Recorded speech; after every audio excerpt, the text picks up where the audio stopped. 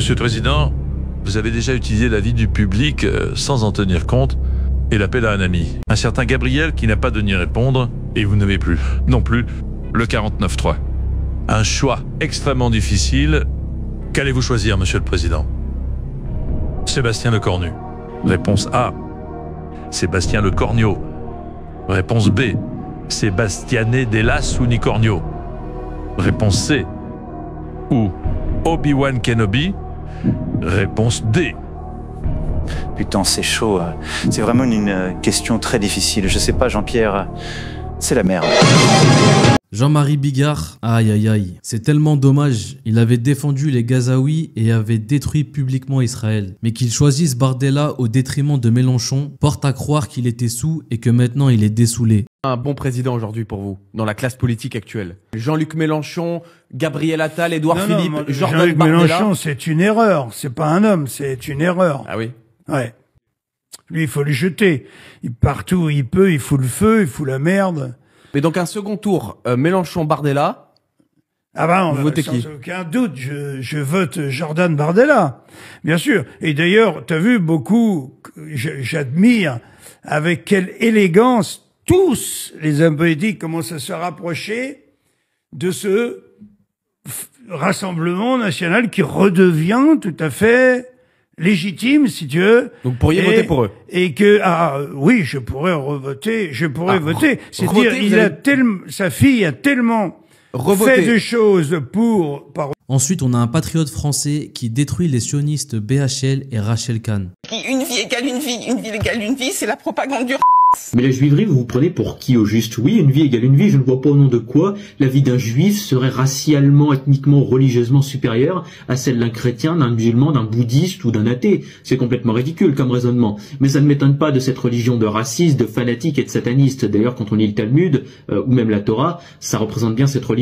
Le premier choix que je crois que nous avons fait, et qu'ont fait la grande majorité des juifs de France, c'est de résister à cette vague. C'est de répondre pied à pied, c'est de ne pas se laisser intimider, c'est de ne pas oublier que la France, nous avons contribué à la bâtir, nous avons contribué à lui donner son souffle et son génie. Celles et ceux qui sont rassemblés ici savent que l'un des plus grands intellectuels français s'appelait Rachi, et que le plus grand talmudiste du monde, qui s'appelait Rachi, était un Français champenois. D'ailleurs, un peuple qui se revendique être le peuple élu par le sang qui coule dans ses veines, un peuple racialement supérieur, ça c'est pas raciste aussi. Je trouve ça profondément ridicule. De mon point de vue personnel, une vie égale une vie. La vie d'un chrétien, à mes yeux, vaut autant que celle d'un musulman. La vie d'un athée vaut autant que celle d'un bouddhiste. C'est du bon sens, point final. On peut difficilement être en désaccord avec ça. Mais je voulais vous lire à tous quelques versets du Talmud pour que vous compreniez bien que cette religion n'a rien à faire en Europe. Donc je vous lis les versets du Talmud. Jésus était un bâtard, la Vierge Marie une putain. Les chrétiens, vous êtes concernés, hein. Les goïms sont comme des chiens. Les juifs ont droit à être appelés hommes, pas les non-juifs. Il est autorisé d'avoir un rapport avec un enfant de moins de 3 ans et un jour. Ça, c'est la réalité du monde juif, d'accord? Et cette religion n'a rien à faire en Europe. Pourquoi? Parce que ça va contre nos valeurs. La France est un pays chrétien. Et l'Europe est aussi chrétienne, hein.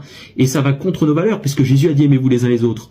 Et la religion juive, elle est basée sur la haine. Ces propos n'engagent que lui, et moi personnellement, je ne mets pas tous les juifs dans le même sac. Il faut faire la distinction entre sionistes et juifs. N'en déplaise à certains, ce n'est pas la même chose. Et dénoncer l'idéologie sioniste ou dénoncer les crimes commis par Israël ne relève pas de l'antisémitisme. Ensuite, on a Barbara Lefebvre qui a pleuré au Centre européen du judaïsme en nous disant qu'elle a été convoquée par la police pour ses propos immondes envers les Palestiniens. Toutes nos figures publiques insoumises qui ont dit les pires horreurs sur Israël depuis le 7 octobre et qui se sont vautrés dans le négationnisme pur et simple, eux ne sont pas inquiétés par la justice. Et je terminerai en vous disant que demain, à 15h, moi, je serai auditionné par la police judiciaire à Paris. Parce que j'ai dit sur I24, dans les grandes gueules Moyen-Orient, j'ai dit que je soutenais le plan Trump et que ce qu'il fallait, c'était faire en sorte qu'une grande partie des Palestiniens civils qui ont participé aux exactions du 7 octobre soient également sanctionnés autant que le Hamas le sera et que une de ces sanctions, c'est qu'ils ne restent pas à Gaza. et qu'ils aillent s'installer ailleurs, qu'ils soient installés ailleurs ou qu'ils aillent s'installer ailleurs, eh bien c'est moi demain qui serai auditionné en audition libre, seulement 3 mois après avoir tenu les propos que j'ai tenus et que j'assume et que j'ai répétés et que je continuerai d'assumer. Belir Nabli qui dénonce en direct à la télé la mascarade du plan Trump pour les Gazaouis et le vrai grand projet d'Israël. Pour être tout à fait significatif, une fois que ce plan sera mis en œuvre, imaginons-le, jusqu'à ces termes, bien, il va demeurer une réalité juridique et judiciaire.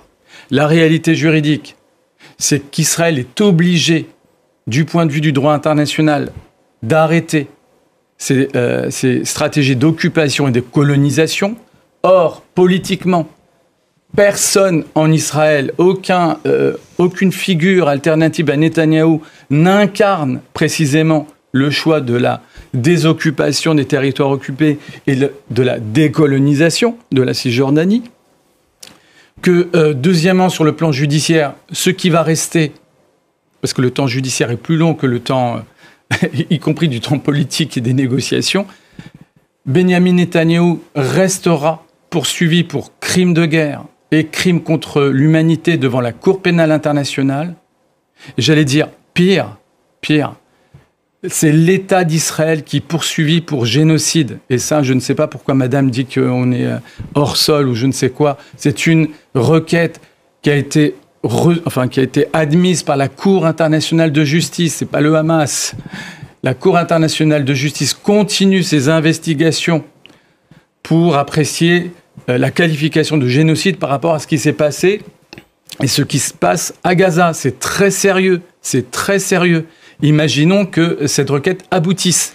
On sera toujours dans le déni, je vous le dis d'emblée. Et enfin, pour terminer, et pour illustrer ce déni, la commission officielle de l'ONU. La commission d'enquête mandatée par le Conseil des droits de l'homme de l'ONU mi-septembre qui accusait Israël de commettre un génocide. Elle a reconnu la réalité du génocide. Soit on prend en compte les actes, soit on est dans le délire militant. Et donc, soit on bascule dans un processus de paix fondé sur les faits et le droit international, dans l'intérêt de tous, encore une fois, dans l'intérêt de tous, parce que sinon on n'y arrivera jamais. Soit on va être dans des postures trop partiales. Et en plus, regardez juste un élément. Je voudrais donner la parole à Jean-David Michailleur. On en est là à saluer un accord qui est quand même conçu par Donald Trump, comme si Donald Trump était impartial. On a quand même la première puissance mondiale qui est pro-israélienne du point de vue historique. Et Donald Trump incarne ce soutien inconditionnel à Israël. Bon, on l'admet, parce qu'il y a une réalité. Ça n'enlève rien à l'urgence d'arrêter aujourd'hui la guerre à Gaza. On salue quand même un accord qui n'est pas équilibré, mais on le salue quand même. Et de permettre le retour des otages en Israël. Aurélien Lecoq, député LFI, qui dénonce la mascarade du RN sur CNews. Eux qui ont refusé de censurer 8 fois le gouvernement de Macron et qui ont marchandé des postes avec les macronistes. Vous me dites que la motion de destitution, ce n'est pas possible, qu'elle ne peut pas réussir, qu'elle ne peut pas passer. Mais voyez-vous, il y avait un vote cette semaine au bureau de l'Assemblée nationale. Et si le Rassemblement national ne s'était pas abstenu lâchement, comme vous l'avez fait, eh bien cette motion de destitution, elle aurait été jugée recevable et elle aurait pu être étudiée dans l'hémicycle. Et elle aurait été refusée. Que le Rassemblement Parce que nous, on fait ce qui est national, utile, monsieur. Vous allez faire perdre du temps, justement, à la possibilité qu'on ait une dissolution. Soit étudié. Je comprends que ça vous gêne qu'on le dise. Mais ça ne me gêne pas, monsieur. Mais en fait, vous racontez n'importe quoi. Cette destitution n'a aucune chance de passer. Donc pourquoi perdre du temps, monsieur Lecoq ? C'est absolument insupportable. Vous refusez d'entendre la vérité. Mais j'entends. Mais je n'ai pas contesté que nos deux représentants se soient abstenus. Cela fait 2 fois que la motion de destitution ne peut pas être examinée parce que Marine Le Pen et le Rassemblement national s'y opposent. Et par ailleurs, je vais répondre à votre interpellation suivante. Vous disiez, mais si ensuite elle est soumise au vote, elle ne peut pas passer. Voyez-vous, à l'Assemblée nationale, il faut une majorité des 2/3 pour que la motion de destitution soit adoptée. La majorité des 2/3, c'est exactement la majorité avec laquelle François Bayrou a été renversé. Il y a donc bien 2/3 de parlementaires dans cette Assemblée qui ne veulent plus le Sénat, de la politique du président de la République. Vous oubliez le Sénat, vous oubliez la recevabilité constitutionnelle. Et je pense que cette majorité peut également exister au Sénat. Simplement, il y a aujourd'hui des gens qui empêchent qui empêche la destitution du président de la République, et c'est vous. Et ne venez pas arrêtez, vous rigolez là. Non mais monsieur Lecoq, des motions de censure. Je termine là-dessus, parce que si nous avons monsieur Lecornu qui va essayer de nous présenter le budget réchauffé de monsieur Bayrou, c'est parce que vous avez laissé monsieur Bayrou. En fait, en réalité, vous détournez. Je finis juste par une phrase. Vous détournez l'opinion publique avec de faux